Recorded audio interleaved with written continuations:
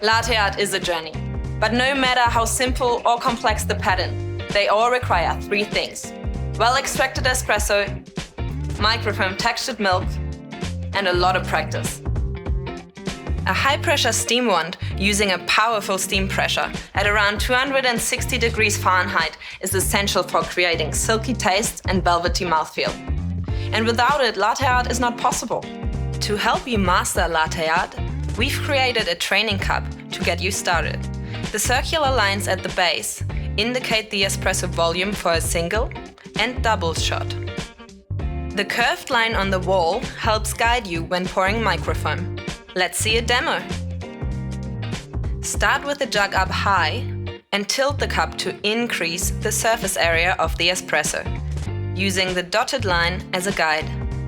Pour a thin, constant stream of microfoam to pierce the center of the crema. As the cup starts to fill, stop before you hit the line and tilt the cup more upright. Then bring the tip of the jug close to the surface of the milk, almost touching it. At this point, a white dot will start to appear. Keep steadily pouring, making the dot larger. So you finished with the dot, but this is the first step in creating the heart, the tulip, and the rosetta. Good luck with the journey.